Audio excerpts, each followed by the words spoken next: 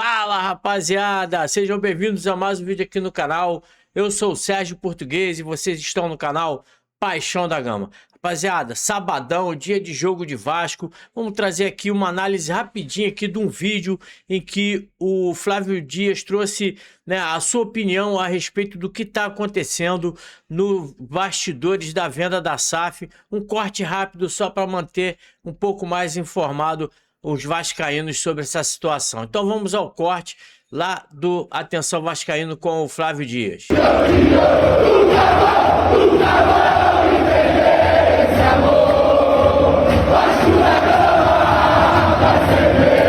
Então, rapaziada, Flávio Dias trouxe aí, né, uma análise do clima que está acontecendo nos bastidores do Vasco, nos bastidores da venda, um núcleo forte do Pedrinho, né, os seus principais aliados, que estão ali sempre junto com ele, estão a favor, estão querendo que o Vasco venda a SAF para o Grupo La Máquia, mas tem outros que estão pensando mais num futuro, numa questão, né, de lá na frente ser um presidente, né, uma questão pessoal e que isso pode estar atrapalhando o Vasco. Deixa aqui seu comentário a respeito do que você achou desse corte rápido aqui do Atenção Vascaínos. Seu comentário é importante, deixa o like, hype o vídeo para divulgar esse vídeo. Se inscreva no canal para ajudar o nosso canal a crescer cada vez mais aqui no YouTube. Valeu? E como eu sempre digo, o Vasco não se explica, o Vasco se sente. Um grande abraço a todos, saudações vascaína.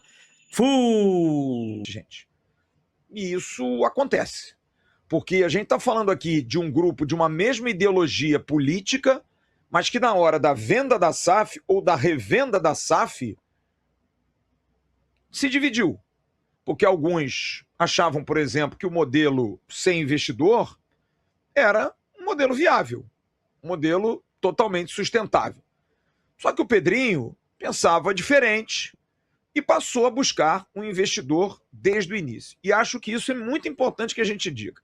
Em momento nenhum o presidente Pedrinho pensou em não ter uma nova venda. O que o Pedrinho queria muito, junto com alguns dos seus pares, era que o melhor investidor pudesse ser encontrado. E não especulações, e não bravatas, e não aventureiros, como muitos. Por exemplo, o grego Marinakis, que chegou aí e aproveitou toda a fama e o Instagram dele invadido e as redes sociais, virou quase que um meme coletivo, acabou tirando bastante proveito.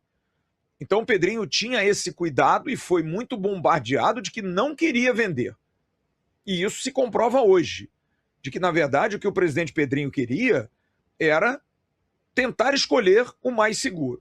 E lá atrás, aquela velha foto em que ele tirou antes da eleição com José La Máquia, o pai de Marcos La Máquia, ali se discutia, nessa reunião, Pedrinho não era presidente, um possível naming rights do estádio de São Januário. Também, há 3 anos atrás, havia o sonho de ser construído.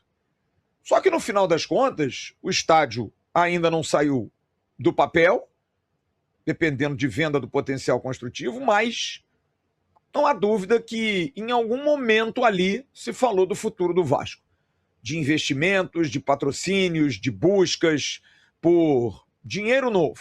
Era o que o Vasco queria. Então o Pedrinho tinha gente dentro da gestão que não queria, achava que o Vasco poderia ser autossustentável.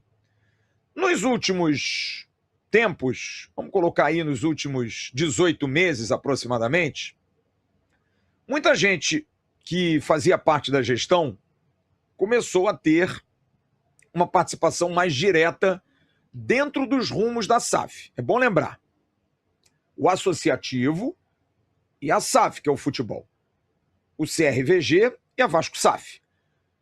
Muita gente do associativo, por conta de o presidente do associativo ser o majoritário da SAF, em função da retirada da 777 baseado numa medida liminar, as coisas meio que se confundiam. E aí começaram as maiores rusgas, porque, por exemplo, alguns membros da direção estavam sempre ligados a situações do futebol. Alguns outros também estavam ligados à área de marketing. Estavam sempre ali de alguma maneira tentando ajudar, obviamente, mas isso trazia uma incongruência, porque a SAF é profissional, o associativo é amador. Então, haviam pessoas dentro da gestão que começaram a se incomodar com isso. Havia, por exemplo, uma resistência ao CEO Carlos Amodeu, que fazia o papel do chato, é o cara que mexe na grana, que dizia que não podia, que não dava, que não era sustentável, que tinha que fazer assim, que tinha que cortar assado. E é claro, quem mexe com grana e corta sempre é o antipático de toda a história. Só que essa ingerência em alguns departamentos da SAF começou a criar exatamente essas rusgas, essas brigas, ou esses desentendimentos de pessoas que eram amigas e são amigas ainda, porém com divergências. Gente que não convergia muito, a gente vai sentar em família, mas não vamos falar de política hoje não, porque senão a gente vai brigar, né? Vamos aí para a política nacional. Quantas famílias se dividiram por conta de lados políticos? Mas eu sou família, eu continuo junto. Então o papo era mais ou menos isso. Então começou a ter negociação de contratos, contatos com agentes para tentar mexer no mercado do futebol, troca de prestadores de serviço, coisas que não estavam legais, e aí vem alguém da associação junto à SAF, senta lá e troca, sabe? Começa a ter essa maior liberdade. Uma falta de uma melhor comunicação, exatamente por conta disso. E todos esses aspectos começaram a criar essas discordâncias e esses rachas, porque para muitas dessas pessoas que discordavam desse modus operandi, não era a razão precípua da Sempre Vasco quando o Pedrinho entrou. Era administrar o clube, era tirar a 777 e buscar um investidor. Enquanto isso acontecesse, a Vasco SAF seria tocada pelos profissionais. Porém, é claro, todo mundo ali ávido por melhorias, preocupado com o futuro do Vasco, que ficou difícil, mas era razoável que ficasse em função do que aconteceu com a 777. Muita gente começou a entrar. Só que agora, o que a gente pôde apurar é que a bronca maior é sobre a forma da venda. Porque essas rusgas, elas permanecem. E me parecem cada dia menos solúveis, sabe? Não há solução. São assim, difíceis de solução. Porém, podem ser ajustadas em conversas, o que também é bastante difícil pelo que eu apurei. Mas a bronca hoje e as divergências aumentam pela forma. Por quê? Porque muitos não acham que, por exemplo, o modelo Marcos Lamáquia é o melhor modelo. As vantagens a Marcos Lamáquia não são as melhores. Vender, por exemplo, mais 20% e tornar-se sócio minoritário com 10% ao invés de 30% também é discordante. O valor da proposta, a valuation, para muita gente não é a correta. Quer dizer, não é ser contra a SAF, não é ser contra a venda, mas é ser contra a forma que o negócio está sendo feito. Para alguns, por interesse de tumultuar, sim. Tem muita gente que faz isso para atrasar o processo, porque quer estar ali, porque quer ser protagonista, porque quer, no futuro, aí, estar numa outra chapa, buscar ter algum poder dentro do clube.